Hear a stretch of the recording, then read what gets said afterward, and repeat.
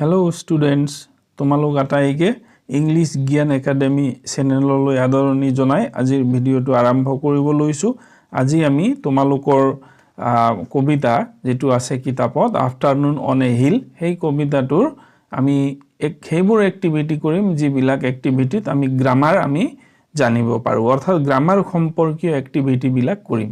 আমি এক্টিভিটি 13 লৈকে আমি কবিতাৰ লগত সম্পৰ্কিত আমি কৰিছিলো।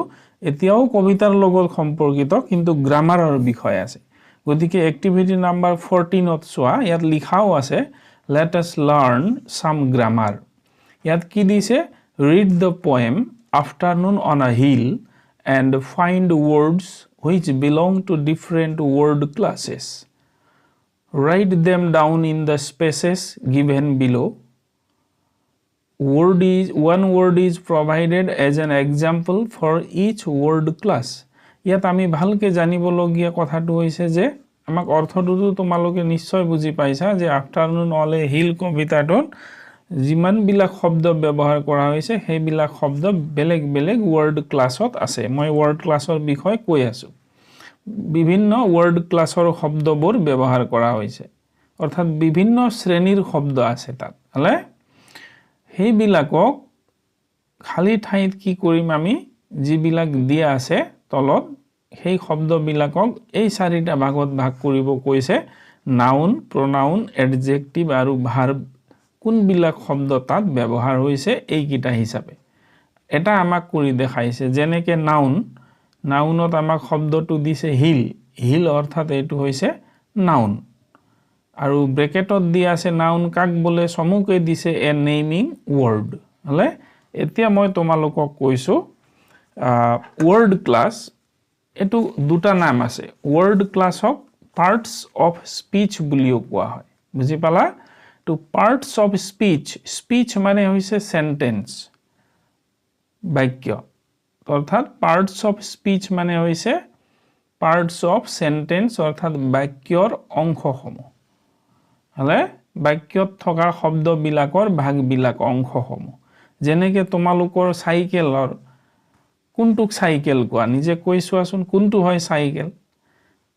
একো নাই গোটেইখিনি মিলাই এটা সমষ্টি আছে সাইকেল। বিভিন্ন পার্টস বিলাক লগ লাগি সাইকেল হৈছে। হলে হ্যান্ডেল আছে,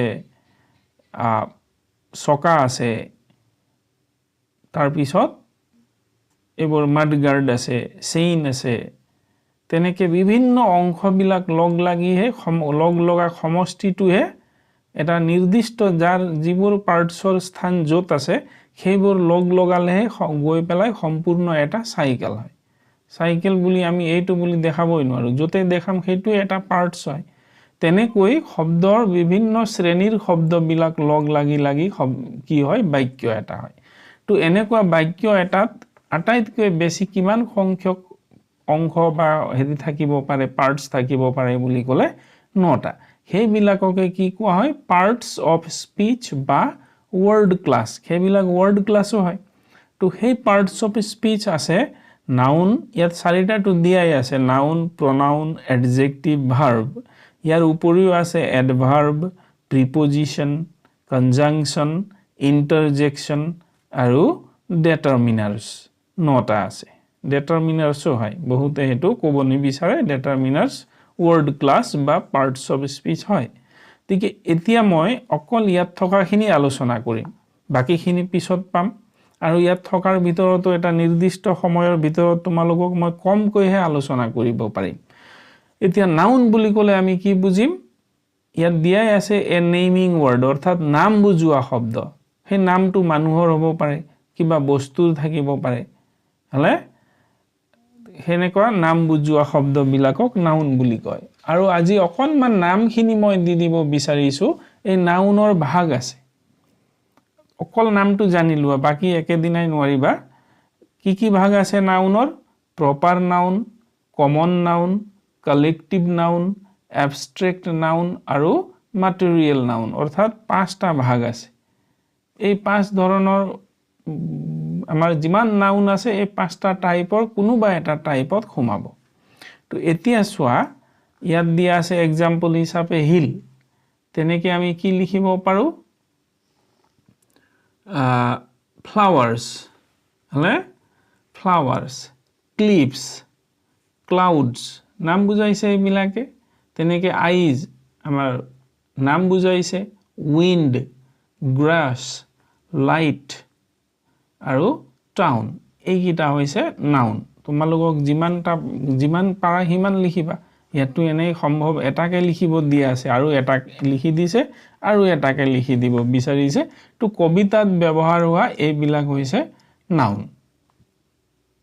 তেনেকে sun আছে thing আছে হলে সেইবিলাকো আমি লিখিব পাৰো তাৰ পিছত pronoun কাক কয় a word used instead of a noun বাৰে বাৰে আমি একেটা শব্দ নাউন যিটোৱে নাম বুজাই আছে কোনোবা বস্তুৰ হক মানুহৰ হক ঠাইৰ হক স্থানৰ হলে বাৰে বাৰে ব্যৱহাৰ কৰিলে ভাল নালাগিব গতিকে সেই নামৰ খলনি যিবোৰ সেই নামটোকে বুজাবৰ কাৰণে যিবোৰ শব্দ আমি ব্যৱহাৰ কৰো সেইবিলাকক কোৱা হয় pronoun হলে তেনেকে pronounৰো ভাগ আছে যেনেকে নামবোৰ জানি লবা আজি অকল personal pronoun possessive pronoun reflective pronoun demonstrative pronoun interrogative pronoun relative pronoun indefinite pronoun আৰু reciprocal pronoun এইকিটা ভাগ আছে pronounৰ পাছত আমি এটা এটাকে আলোচনা কৰিম অন্য এটা ভিডিওত তো ইয়াত আমাক যিখিনি আমাৰ কবিতাটোত দিয়া আছে এটাটো I আছে আমি পাইছোৱে pronoun কমকে তাত ব্যৱহাৰ কৰা আছে আৰু এটা আছে mine হেতু এটা pronoun হলে মোৰ বুলি বুজাইছে অৰ্থাৎ সেই যাৰ কৈছে তেওঁৰ নাম নকৈ মোৰ বুলি কৈছে গতিকে I আৰু mine হৈছে কবিতাত ব্যৱহাৰ কৰা pronoun তাৰ পাছত আহো আমি adjective লৈ adjective কাক কয় বুলি ইয়াত দিয়া আছে a word that describes a person or a thing কোনোবা ব্যক্তিৰ বিষয়ে বা বস্তু এটাৰ বিষয়ে বৰ্ণনা কৰা বা প্ৰকাশ কৰাটোকে adjectives বুলি কোৱা হয় তোমালোকক মই আৰু অকনমান ইয়াৰ এইখিনি কথা ব্যাখ্যা কৰি দিছো adjectives কাক কয় noun বা pronounৰ বিষয়ে বৰ্ণনা কৰা শব্দসমূহক হলে adjective বলে আৰু এক ধৰণে বুজি লোৱা adjective বিলাকে কি কৰে সাধাৰণতে noun বা pronounৰ গুণাগুণ সংখ্যা আকাৰ আকৃতি ৰং বয়স অনুভূতি আদি প্ৰকাশ কৰে হলে গতিকে ইয়াত সংখ্যাও আছে গতিকে সংখ্যা বিলাক হৈছে adjectives হলে সময় বুজোৱা বিলাকো এইবিলাক adverb বাৰু তাৰ পিছত আকাৰ আকৃতি ৰং হলে এইবিলাক বুজোৱাখিনিকো আমি adjective বুলি কওঁ সেই adjective বোৰৰো আকৌ টাইপস বিলাক আছে যেনেকে নাউনৰ আমি পালো pronounৰ পালো adjectives বিভিন্ন ধৰণৰ আছে আজি নাম বিলাক জানি লোৱা qualitative বা descriptive বুলি কোৱা হয় আৰু এক ধৰণৰ আছে quantitative